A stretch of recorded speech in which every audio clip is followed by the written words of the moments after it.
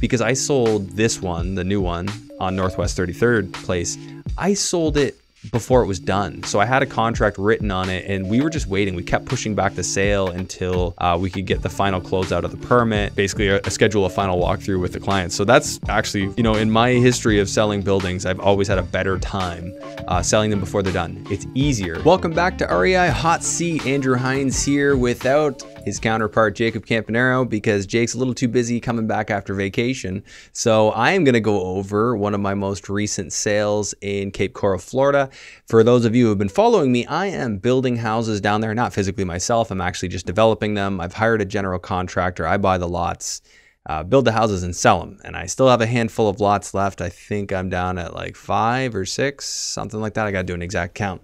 But basically, what I did is I started buying up a bunch of lots in 2021, continued to buy into 2022, or leading up to sort of that peak in the market there. Hindsight's 2020, probably shouldn't have. But then as the market was coming back down, I was building my houses. And basically, I started to, you know, see that my projected profits were getting a little smaller and smaller. Location one, I had what should have been profitable, but we had an unsightly need for additional fill soil, and it ended up costing sort of what my profit would have been in the deal.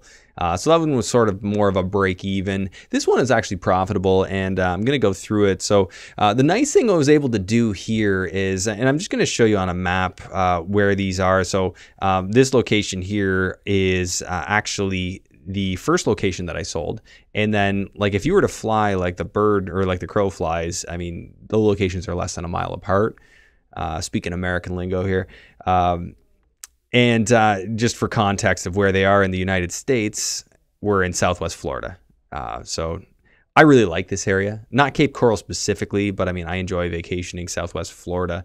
Naples is only about an hour away from this location. What this location has going for it is actually like 20 minutes from Punta Gorda, just up here. So sort of straight driving. It's actually closer to that than downtown Cape Coral, which is one of the challenges with where I'm developing in Northwest Cape Coral is like you're actually closer to Punta Gorda than you are to like downtown Cape Coral, because Cape Coral is absolutely massive. Another story, another topic. So starting off, why do I like Cape Coral? For those who don't already know, I love the relative price point. I mean, the fact that you can get houses that are finished that look like this for $539,000, like this is sort of like more expensive in this area. And, you know, it's more expensive for a number of reasons. So this is actually, these are photos of the previous location that I sold, because I sold this one, the new one on Northwest 33rd Place. I sold it before it was done. So I had a contract written on it and we were just waiting. We kept pushing back the sale until we could get the final closeout of the permit and basically schedule a final walkthrough with the client. So that's actually, you know, in my history of selling buildings, I've always had a better time selling them before they're done. It's easier. Whatever sense that makes, it is so much easier to sell them before they're done. Once they're done, it's just like, I don't know. In people's minds, it's like they feel like it's less customizable, even though I'm not even, I did not allow any customization. I just told them what the finished product would be. Well, I didn't. I let the realtor do it. So anyways, I'll get to sort of, you know, the pros and cons of this in a moment, but let's look through these photos. So I essentially built the exact same house twice. This is the model. It's 1,880 some odd square feet. 4 bed, 2 bath. So I changed the finishes. I went away from the browns altogether. I went to creams and whites, but you know, layout is the same. And so I upgraded over this model that you're looking at. I upgraded probably another $10,000, $12,000 in finishes just to make it that much nicer. Whites and creams. Some notable features: tray ceilings in the house. It's got you know, nice walk-in shower with glass, soaker tub, and then of course the pool. You can, and you can sell them profitably, but in my mind, you know, I wouldn't want to live in a house in Florida that didn't have a pool because it's hot. Very hot. So down there, you know, it's different than Ontario because it really does make a difference to have a pool. So some things to consider. But a recent problem is how expensive it got to build pools. Like it was a lot cheaper. The cost of pool building's gone up about 30% from my perspective and what I'm being charged And I guess that's just because of the demand. So here's some more photos. These are staged photos of what it would look like. So essentially the model I sold looks just like this one, with the exception of the finishes. Okay, so we've looked at the location. We've looked at some photos. I said, as I said before, the relative price point in Cape Coral, if you follow me, you'll have heard me say that water flows to the lowest point. And what I mean by that is if you have like a relatively good area and you're a relatively low price point compared to your surroundings, people are going to notice. I mean, of course, there's variables that you need to consider, like crime, jobs, etc. I think one of Cape Coral's challenges, and one of the reasons it is cheaper, is because it doesn't have direct beach access. It's like a canal city. They have canals everywhere. It's a big boating city, but it's not great for sandy beaches. For sandy beaches, you got to travel a bit. You're like 40, 45 minutes to get to sandy, nice beaches.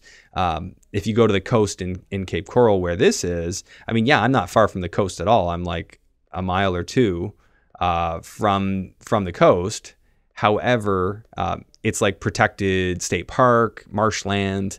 It's not really sandy. So that's one of the challenges. I think that's one of the reasons it is cheaper to buy in Cape Coral. Another reason is it was developed in a day where it was just a lot easier to get all this land.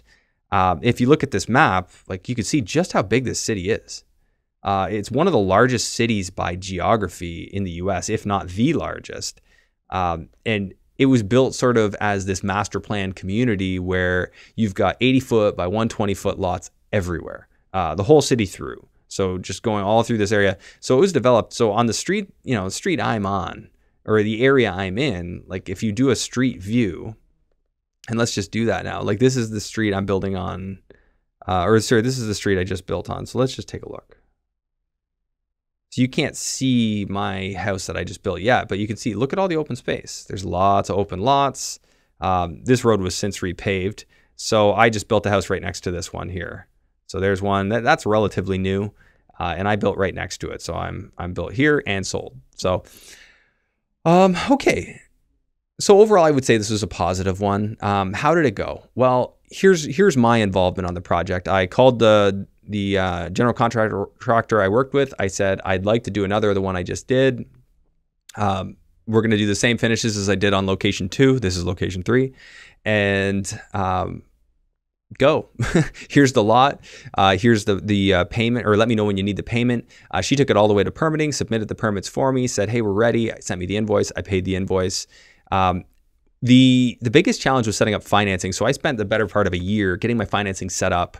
I built my first 2 locations with no financing because I just hadn't found a lender that was willing to work with me, being not what they call a foreign national, so not American, and building. They didn't like that combo because I'm building and doing that. So it took a while. Finally did find one that didn't care. But by that time, I'd already got very far into the first 2 locations, and I was on to location 3. So they came in, they lent me money at $12.99, but only on money advanced. So it actually worked out pretty well. So my obligation to come in was basically the lot purchase and the first installment of the building contract. So I was in for about $100,000 US of my own money, and so that's why I'm going to get into the numbers of this. Was it a profitable deal? Yes. Was it as profitable as I'd hoped? No, not quite. But for the level of involvement, it's actually pretty good. And so let's break down the numbers. Now, I know that at the bottom it says this is $36,000. Technically, it's more than that, and I'll explain. So here's my purchase. This is straight off my QuickBooks, so I just copied these numbers over. So this is my total cost to acquire with closing costs. My carrying costs, this is the interest cost as tallied from my QuickBooks account. I added in an interest allowance, and this is because I had to come up with the down payment, and I have an internal cost of capital. If I'm not putting money in this deal, I can put it somewhere else. So I have to allocate an internal cost of capital. I've applied 10% for a year here, which is a ballpark. I have to put something because I'm paying for money elsewhere. And if I wasn't putting the money here, I could pay out other money.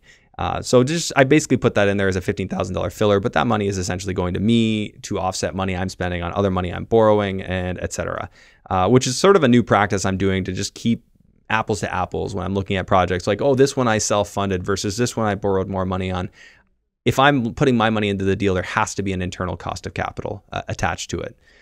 So then I had financing closing costs. This was to close the mortgage, about $11,300. And then I had a build cost of $396.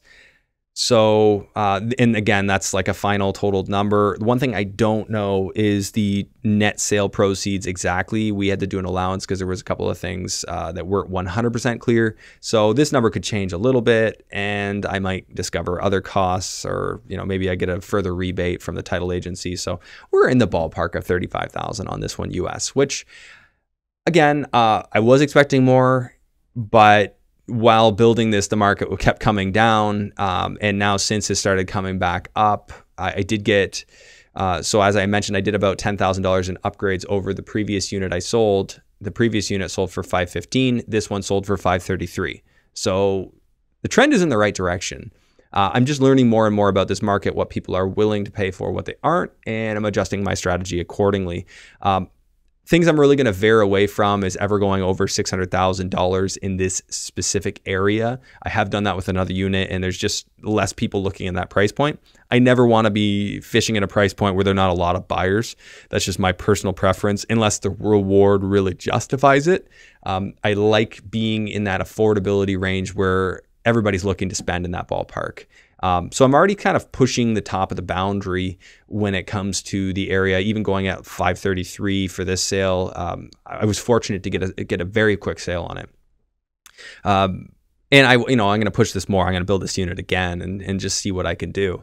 But I'm going to always be aware of where my final price point comes in, because if you think about it this way, if somebody sets a search filter, says $600,000 or less, and my price is $609, I don't come up on their search. It doesn't even matter that my place is fantastic. It's worth $50,000 more than the next unit that's at $599. If I'm outside of their search range, I just don't get found. And I know that to some people, you're like, why are you telling me this? This is incredibly obvious. To others, enjoy the little gold nugget. I'm just telling you that I've really noticed that. So my location 2 is still listed. I actually started off at a much higher price point, and I've had to bring it down. I've had several offers. I've had offers that are at what I'm currently listed at, but I said no to them before because I thought I could get more. Hindsight's 2020. But that's kind of the way I play this. Like, I'm not in it to hold properties. I'm in it to sell them. So if I got to keep reducing the price to hit an area where I'm getting a lot of showings, I'll do that. I feel that now I'm very appropriately priced on that one. We're just over $600,000 on it, and we're getting quite a bit of traction. So hoping for a quick sale on location 2. And then when that one comes, when I get a firm sale on that, I'll be pulling the trigger on 2 more lots that I already have surveys on. So it's ready to go in for permitting process. So that about wraps it up for this one. Tell me, what are your thoughts? Do you like the idea of investing in Southwest Florida? What do you like about it? What don't you like about it? And what would be, questions you would want answered to move forward with that? A lot of you who followed me know my motivations for wanting to invest outside of Canada. This is just one of those kind of easy things that I can sort of set and forget now that I have the team down there. But of course, further growth is a big part of my strategy. So curious to hear your thoughts. Let me know what your plans are. Are you planning on investing in the US at all? If so, what and where? Let me know in the chat. And guys, please hit all the buttons that you're supposed to hit to just help this get out there, help this show grow, interact with it, engage with it. If you're enjoying the content, I'd really appreciate that. It just helps more people to find out about the show. Thanks a lot. We'll see you next week, hopefully with Jake here.